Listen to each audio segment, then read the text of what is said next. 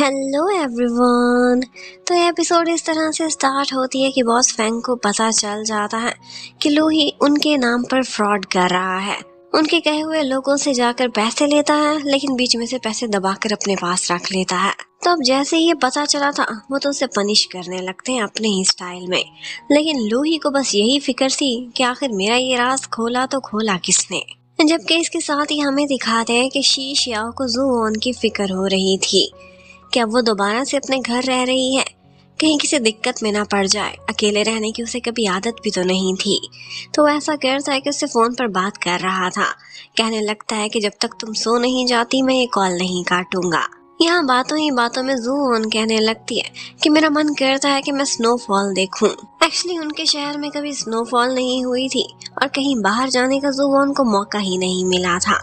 अब इतनी ही विश बताने के बाद वो सो जाती है और उसके बाद जैसे ही शी शियाओ को पता चलता है कि ये सो गई है, उसका मन ही नहीं कर रहा था कि वो कॉल को डिस्कनेक्ट करे। तो इवेंचुअली वो भी सो जाता है, कॉल काटता ही नहीं। जब सुबह उठता है तो वो दोनों अभी भी कॉल पर कनेक्टेड थे। यहाँ पर शी शियाओ का मन करता है कि मैं कुछ ऐसा करूं कि जू वॉन को एक सरप्राइज दूं जाकर। वो तुरंत ही नूडल्स शॉप पर जाता है। वहाँ पर वो उसके फेवरेट नूडल्स ऑर्डर करता है, लेकिन इतने में जू वॉन की आंख खुल जाती है। उसे एक शोर की आवाज आई थी कि जैसे कोई उसके किचन में है, लेकिन देखती है तो कॉल पर शी शियाओ कनेक्टेड था। वो सोचने लगती है कि ये कौन है जो मेरे घर में आ सकता है जब शी शियाओ तो मेरे साथ कॉल पर है। और इसके साथ ही हमें पता चलता है कि वो लूही था जो अपने गुंडों के साथ उसके घर में एंट्री कर चुका था।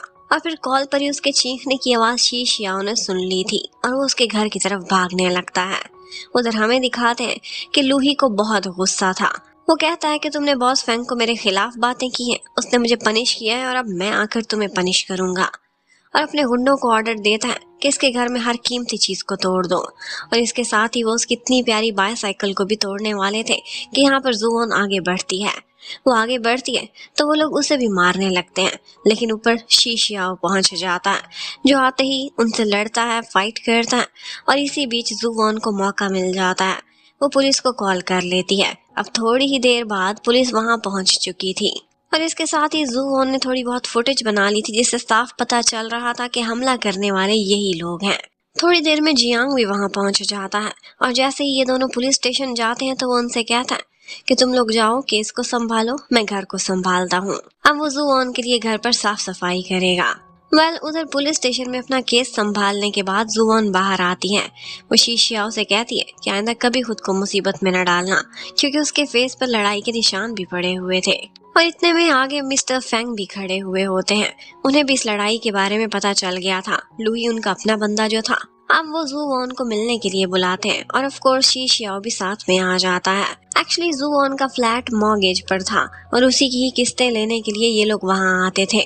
यहाँ पर मिस्टर फैंग बताते हैं कि इंटरेस्ट समेत तुम्हारे 1,70,000 बनते हैं, लेकिन दादी के लिए जो पैसे भी उसने जोड़े थे इधर उधर से इकट्ठे करके, वो सिर्फ 120,000 ही बने थे। वो कहती है कि आप ये रिसीव कर लें। मिस्टर फैंग कहते हैं कि बिजनेस बिजनेस ही होता है, ये मेरा प्रोफेशन है, इसमें मैं तुम्हारे साथ ऑलरेडी ही कंसेशन कर चुका हूँ। और यहाँ पर शी शियाओ आगे बढ़ता है और कहता है कि मैंने अपनी बाइक बेची थी और वो तुम्हारी हेल्प करने के लिए ही किया था, तो बाकी के 50,000 वो दे देता है।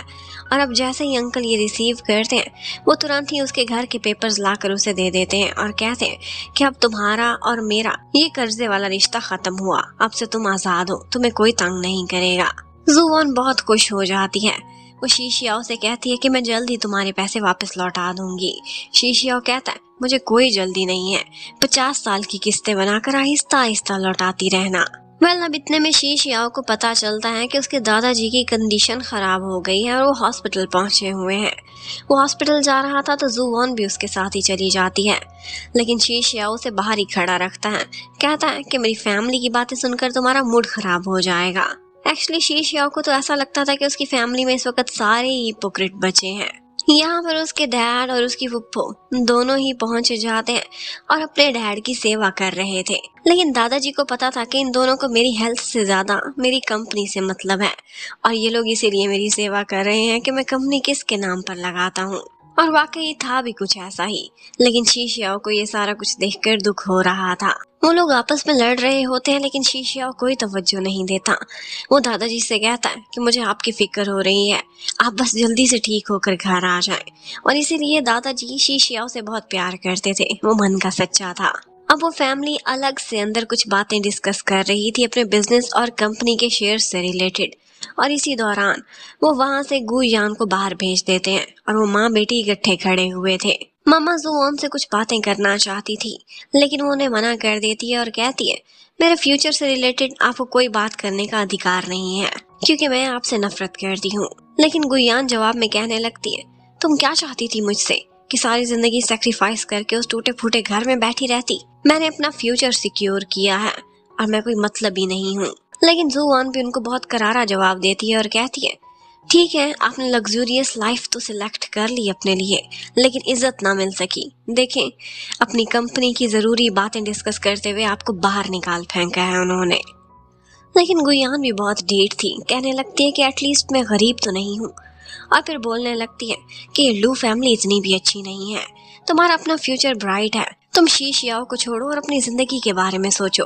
शीशियाओ वो आखिरी लड़का होना चाहिए धरती पर जिसके बारे में तुम कभी सोचो।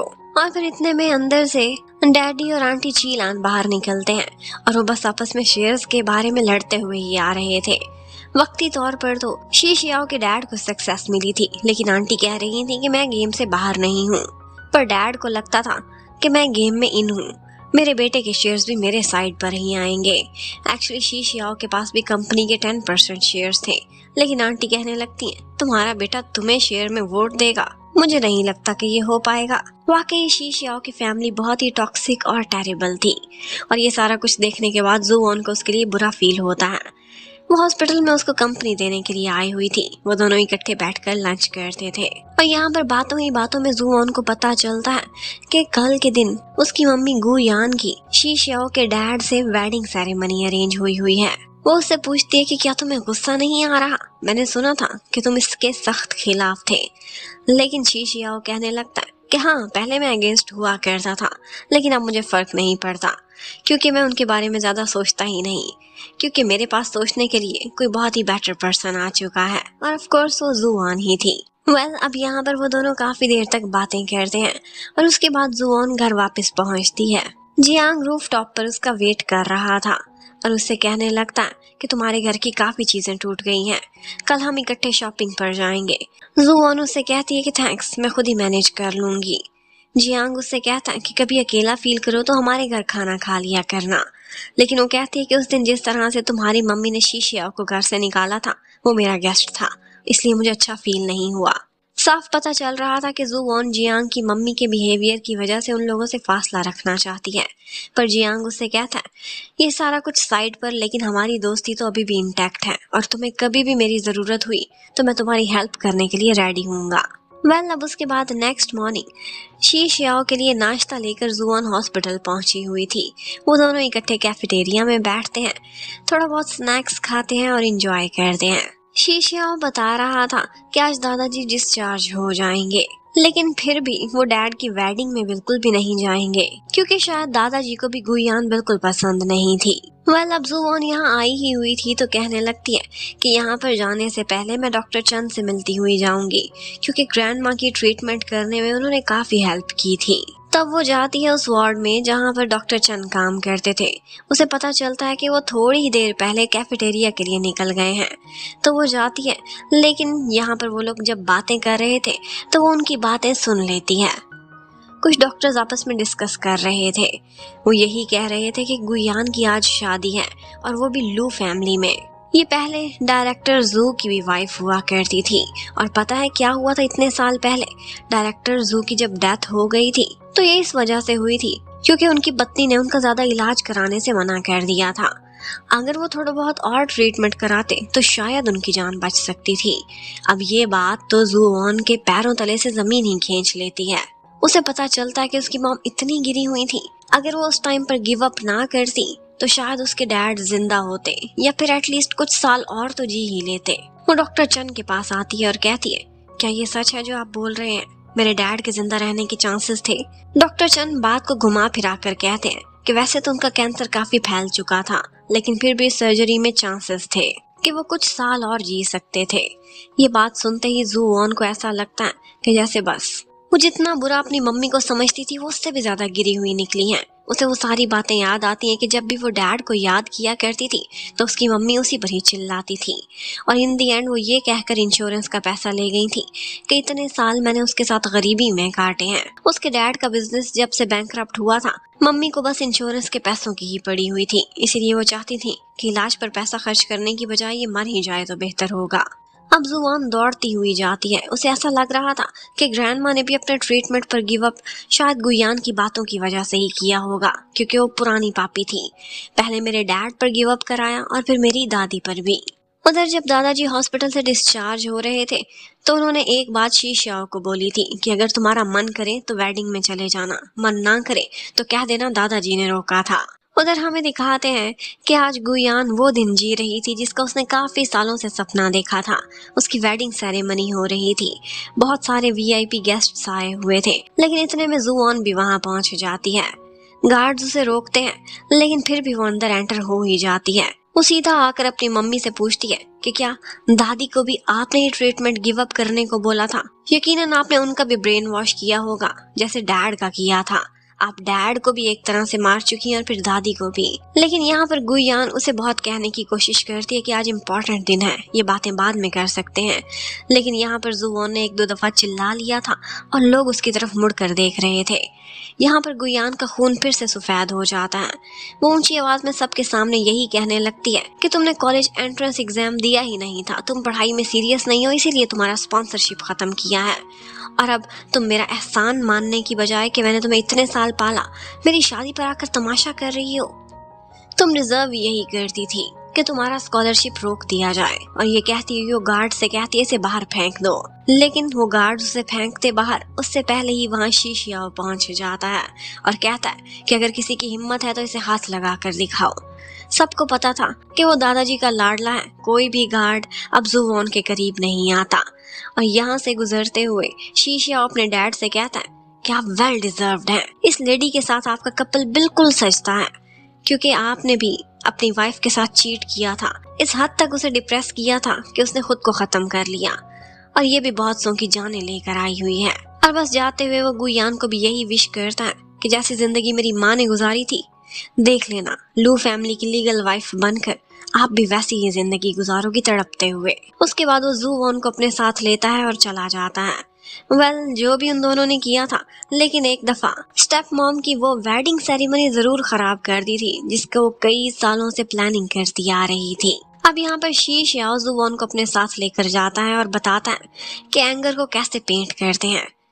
वो एक कैनवस पर पेंट के छींटे फेंक रहा था और बस इसी तरह से जुओन भी उसे कॉपी करती है और अपना बहुत सारा गुस्सा वहां पर निकाल देती है। जबकि उधर गुयान जिस दिन का सपना देख रही थी, आज सारे ही उसे अकेला छोड़कर चले गए थे। लोग उसका मजाक भी बना रहे थे और उसका अपना ही पति बिजनेस ट्रिप पर निकल जाता है, उसका फोन भी नहीं उठाता और ड्राइवर से कहता है कि इसे छोड़ देना घर। जबकि उधर जुवोन जब सैड थी तो शीशियाओ उसे हक करता है और उससे कहता है मैं हूं ना तुम्हारे साथ। लेकिन वो कहती है जब तुम अब्रॉड चले जाओगे इन समर्स के खत्म होते तो फिर मैं अकेली रह जाऊंगी। पर वो कहता है मैं फैसला कर चुका हूँ, अब मुझे अब्रॉड जाने की कोई जरूरत नहीं, मैं यहाँ रहूंगा तुम्हारे साथ, तुम्हें भी प्रोटेक्ट करूंगा और खुद भी खुश रहूंगा।